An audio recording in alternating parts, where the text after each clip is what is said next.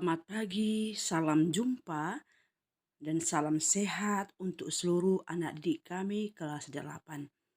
Walaupun masih dalam masa pandemik, kita harus tetap bersyukur dan semangat dalam menjalani kehidupan ya. Anak-anak ibu, tetap ibu ingatkan untuk selalu menjaga kesehatan dengan pakai masker jika keluar rumah. Yang kedua, rajinlah cuci tangan dengan tujuan supaya kuman yang menempel di tangan kita atau virus bisa terbuang.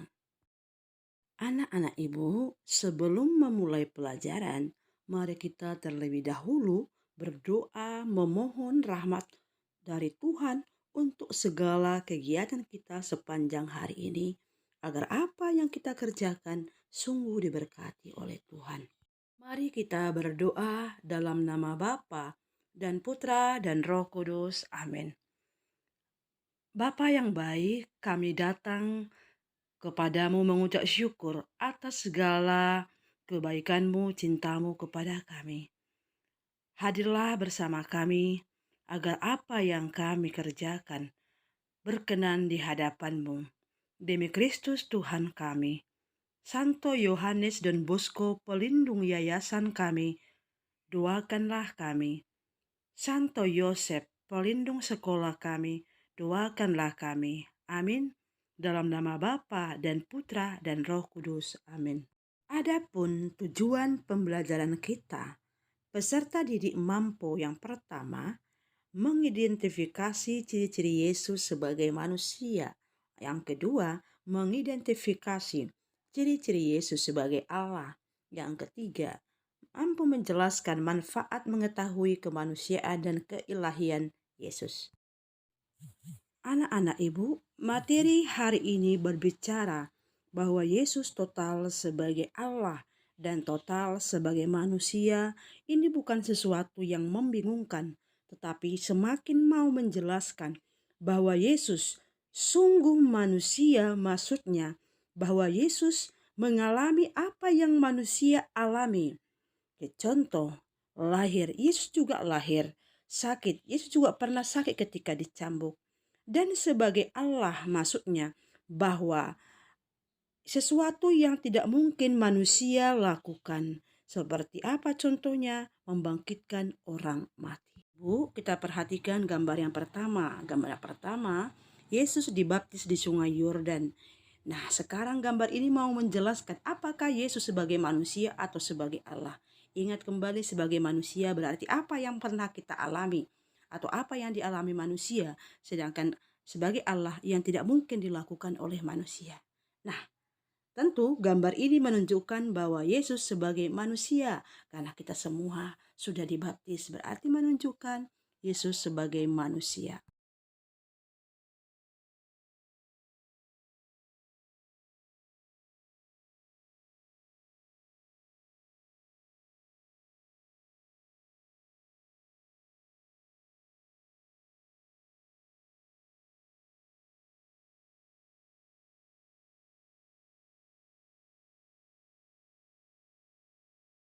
Anak ibu, kita sudah memperhatikan dari gambar pertama sampai gambar ke-15 bahwa di sana jelas ditunjukkan bahwa dari sebagian gambar ada yang menunjukkan Yesus sebagai manusia dan ada sebagian gambar yang menunjukkan Yesus sebagai sungguh Allah.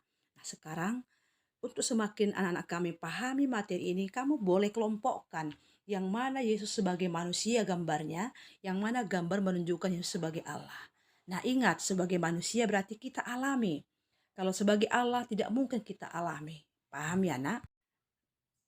Ciri-ciri Yesus sebagai manusia yaitu memiliki silsilah, sama dengan kita memiliki silsilah keturunan. Wah, memiliki keluarga seperti ayah dan ibu.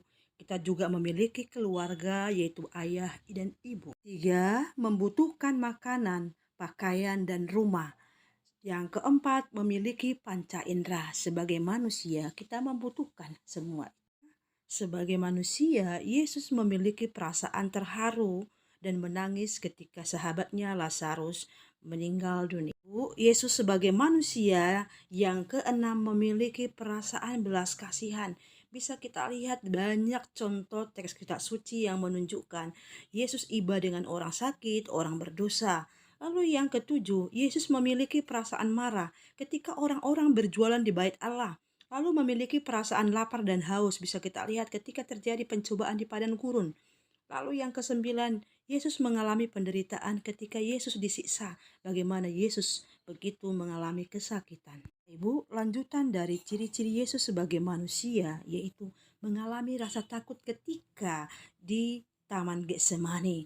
Lalu mengalami ditolak oleh orang-orang banyak. Yesus dibaptis di Sungai Yordan, mengalami kematian, memiliki perasaan sakit ketika dihianati. Ciri-ciri di atas adalah menunjukkan bahwa Yesus sebagai manusia seperti yang kita alami. Mari kita perhatikan ciri-ciri Yesus sungguh Allah. Yang pertama, tidak dibatasi oleh ruang dan waktu.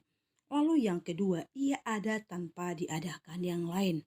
Lalu yang ketiga, sifatnya sebagai Allah sungguh maha pengampun, maha sempurna, maha bijaksana, maha kuasa, maha esa. Lalu yang keempat, kelahiran Yesus menunjukkan dia sungguh Allah di mana serombongan bala tentara surga hadir dan melantunkan pujian bagi Yesus. Lagi ciri Yesus sebagai Allah yang kelima, melakukan begitu banyak mujizat dalam teks kitab suci.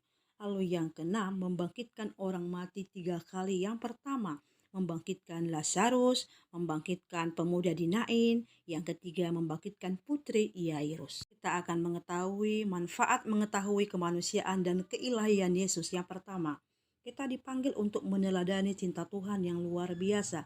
Yang kedua, kita patut bersyukur kepadanya. Yang ketiga, semakin menerima Yesus sebagai utusan Allah.